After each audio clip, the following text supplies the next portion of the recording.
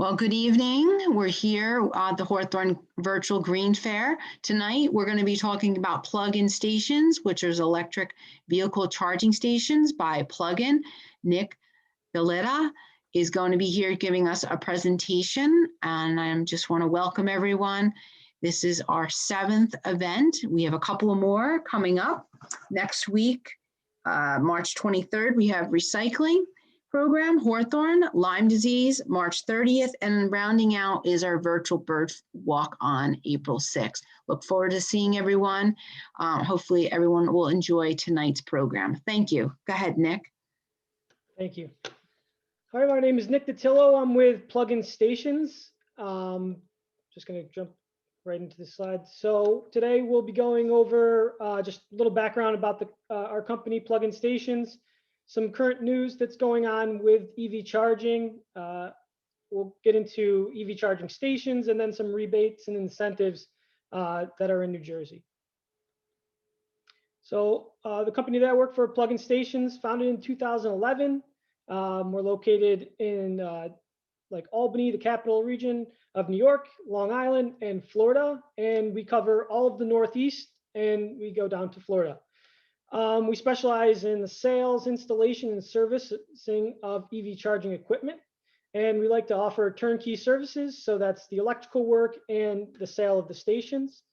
And we sell a wide variety of manufacturers from ChargePoint, EV Box, ABB, BTC, Tritium, Blink.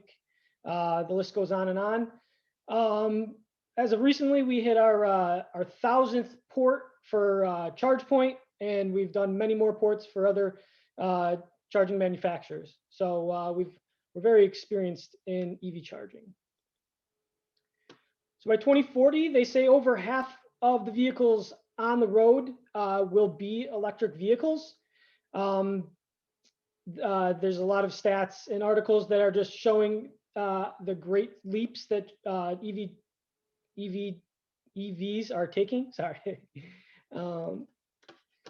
Every major car manufacturer has decided to either only produce electric vehicles or produce electric and hybrid vehicles. Most well known is probably Tesla with their electric vehicles. And then there is a number of car manufacturers that are looking to only produce electric vehicles, and they by within the next 15 to 20 years. Some of the big highlights of what's going on with EVs is Massachusetts, New Jersey, California, and New York trickling in. New York, they haven't set it as a law yet, but they're looking to ban the new sale of gas-powered vehicles by 2035. You can just imagine how well that's going to push the market. So they're helping my cause, the industry's cause, right? Major car manufacturers moving to eliminate gas and diesel vehicles are GM announced it recently, and Jaguar announced that they'll only be producing electric vehicles. Shell also, you would think of them as a competitor being a gas station, but Shell has also announced that they're looking to install 500,000 ports by 2025. And the federal government is looking to convert their entire fleet into electric vehicles. There are three basic levels to EV charging. Single family home charging stations, we call that a level 1. Commercial multifamily and fleet use stations, we consider that level 2. And then DC fast charging would be our level 3. So for municipalities and such, you would probably see these commercial multifamily. Can you see my pointer if I move the pointer? Okay, great. There we go. Just to go into more detail about the stations. So a level 2 station generally is around 7 kW. You can find stations at around 19, and then the level 1 stations would be lower than that. What 7 kW gives you is at a 40 amp circuit is around 25 miles of range in an hour. In most applications, this is adequate. If you're on long trips, you might think about going into a DC fast charging station to pick up more in less time. The standard or universal connection for a level 2 station is a J1772 connection. And that that connection fits all electric vehicles except for a Tesla. A Tesla would need an adapter that comes with the electric vehicle.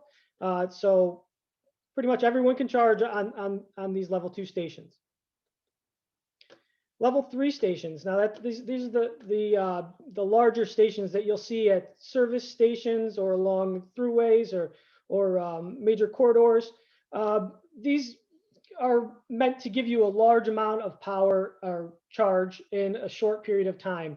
So where you might be able to pick up 300 miles in an hour compared to that level 2 that I spoke about earlier, where you're only getting about around 25 or so. The connections for level 3 charging are CCS and CHAdeMO. The next thing I'm going to talk about is all the different charging options. So there's a number of manufacturers for EVs. One of the most popular, and you've probably seen them around, are charge point stations. Then you'll see probably some EV box stations. ABB and Tritium are really focused around some DC fast charging, that level 3 BTC, and then you'll see Juicebox, Blink. FreeWire is a unique type of station. They run off of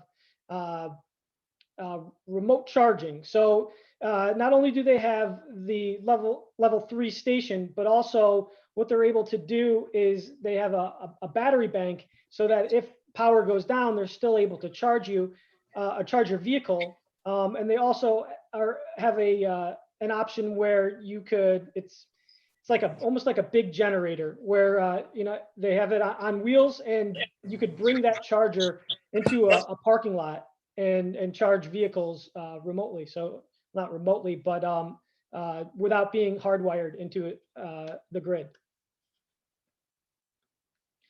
These last 3 companies that I'm listing: EV Connect, Greenlots. Oh, and I don't know if I can go back. I'm afraid to click it. But EV Connect, Greenlots, and Amp Up, they're known for their networking.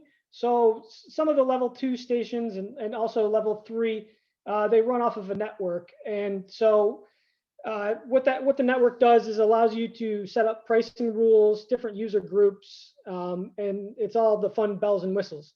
The difference between that station running off an open network and a closed network is just the options, right? So ChargePoint, it being more of a closed network station, they have their own network, and typically you wouldn't see any other networking on their station. Whereas if you have an open source charging station, now you have a variety of choices to pick. So I had a recent example where my cable company is just not doing their job. So Verizon being another option, it's just similar kind of example where if you don't see them doing what you need, you have the choice to go to another network and get that quality out of them. EV charging, there is an option for every market, whether you're home, fleet, workplace, multifamily, commercial property, a parking lot, or a hospital. There is options. Why would you put a charger in a commercial property? Well, one thing is you can increase the property value. One example being, you put a station in Target. That's going to entice people to visit your store because they're going to be able to charge while they're shopping. Same with a grocery store. We've had other applications with a church. Just another reason to bring people to your location. Provides an amenity. So right now, EV charging is kind of considered amenity, but later on, it will be a necessity. Everybody's going to drive an EV, and to eliminate range anxiety, you're going to see these chargers all over the place. Meet emerging state and city regulations. A lot of states and municipalities are mandating a certain percentage of charging stations to be located at the properties to meet green green goals. I think I just clicked on that. Workplace. So this one's taken a harder hit than normal because of COVID. I think the workplace was one of the most popular spots for an EV charger. But since most people are working from home, a lot of people aren't going to work. But with that same kind of incentive being that you go to work, you can charge, you go home, you can charge, and wherever you go, you can pick up a charge wherever you go. Multifamily is the big market right now, since everybody is working from home. It is again another view of an amenity, but it will be a necessity. As more people buy electric vehicles, the demand for EV chargers at these multifamily properties is really increasing. And we're at multifamily properties every day installing new chargers. Some of the incentives that are going on right now. So New Jersey DEP has the pays to plug in rebate. That is for level 2 chargers, and they're providing up to $4,000 per port. You typically see a dual port charger anywhere you look around, and that's because it is required that you have at least 2 ports. And so in that, you could get up to $8,000. PSE&G has announced that they will be coming out with a Make Ready program. The details of that program are yet to come, but it will be a nice program to work with the New Jersey pays to plug in program, and making a little to no out-of-pocket expense for the end user. Atlantic City Electric has announced that they will be coming out with a program, and there is a federal tax incentive that is offering up to $30,000 or 30% up to $30,000 per project. Kind of zoom through that, but usually a lot of people come up with some questions. So I wanted to leave enough time for some questions. Does anyone have any questions? Nick, I have a question. As a consumer at one of these charging stations, do you have to pay? It all depends on the owner of the station, how they would like to set up their station, or how they'd like to set up that process. So outlet malls, we've seen they're not charging because they're using that to draw customers in. Multifamily properties, they're looking to charge for the energy usage. So a lot of these stations, you can set up the cost side of things for either per kilowatt hour rate, or you can charge for a period of time. So the best way to do that is to do per kilowatt hour rate, because all EVs they charge at different levels. So maybe a hybrid is pulling around 3 kilowatts per hour, where Tesla might pull around 7 kilowatts per hour.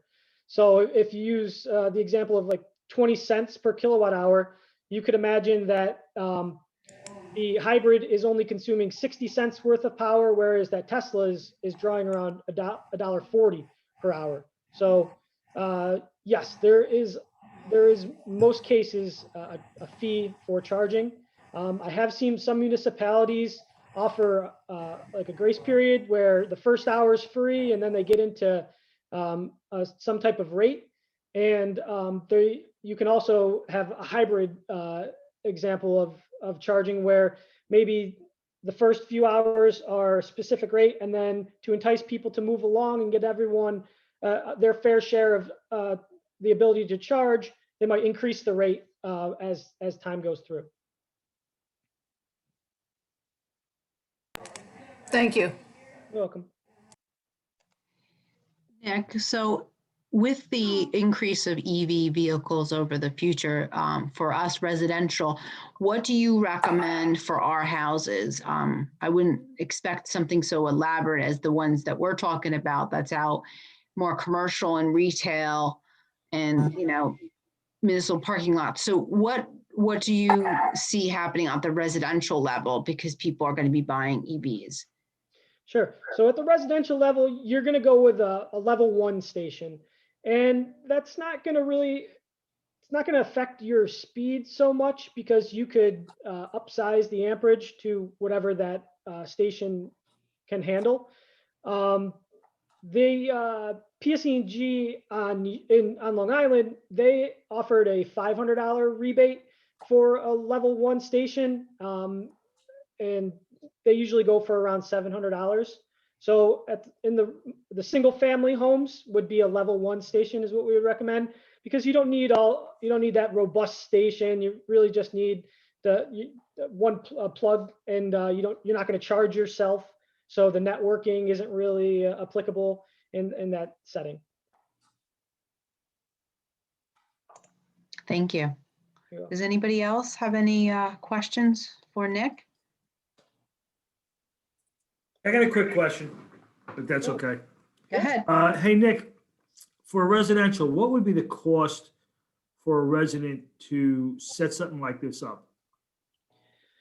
So I know they're getting some rebates from utilities, but they're going to need an electrician. There's a lot of components to this process. So, just trying to get an idea, what would be the actual cost that they would expect? Yeah, that might be a little bit difficult of a question because everyone's setup is different, right? So first off, you'd want to check your panel, right? So do you have enough power, whether it be as low as 20 amps and as high as 80 amps? Do you have that power available at your home? If you don't, you might have to upgrade your service. So probably if you have a 100 amp service, you might want to upgrade it to a 200. So there's a cost associated with that. Then how far is your run from that panel to where you want to put your charging station? How difficult is that run? Are you looking to trench outside and bring the cable from one end of your house to the other? Are you able to run it through your basement? Do you want to put it in your garage? Do you want to put it on the side of your house? So those all being factors would definitely affect the price. But like I said, the charging station, a charge point residential station is around $700. The make ready is the electrical portion of that. I could see that running anywhere from maybe $1,000 to $3,000, but that's just a guess without knowing the actual application. Thank you. You're welcome. I'll ask a question. Go ahead. Have you had municipalities inquire about DC fast charging yet? We have, but what affects that in most cases is grants. If there's a grant available, they'll piggyback on that. But unless there is some type of money to offset the cost, they're more likely to go with a level 2 station because they're offering it as an amenity to the community, right? So $100,000, $40,000 to $100,000 for an amenity would kind of be steep for any municipality to absorb. So level 2 would probably be the best bet.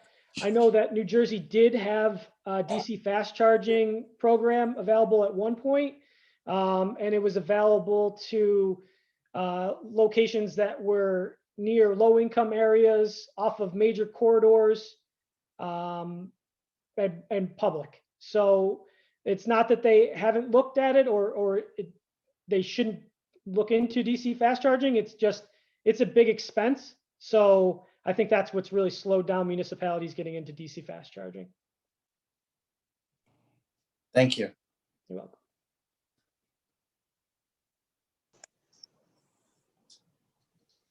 And anybody else have any additional questions? This has been very helpful, Nick, in reviewing everything. Happy to help. So I'm going to just share my screen to the Green Fair welcome. And, our programs, next week, we're going to have Hawthorne's recycling program. and then Lyme disease and the virtual bird walk. And I just want to thank everyone for helping make Hawthorne a greener, better place to live and work. And our Zoom links are on our website and Facebook page. We're recording this. I will upload it into our YouTube channel and post that on our Facebook page as well as on our website. And Nick, you know, everything will be shared, and it's like I showed you on the website, it's all there. So please feel free to like us, the Commission and Green Team Facebook page, and share it on your networks as well to get the messaging out. We'll have to see, you know, what happens this year, but definitely the states are getting on board with the EVs for their energy goals and master plans. Sure thing. Awesome. Okay. Well, I want to thank everyone for coming out tonight. Any last question before we say goodbye to Nick? Okay. All right. Well, I appreciate it. We'll have another virtual meeting next week, and have a great night, and stay well and stay safe. Thanks, Bye-bye. guys. Take care. Good night. Thank you, Good Nick. night. You're welcome. Good night, everybody. Good night. Good night.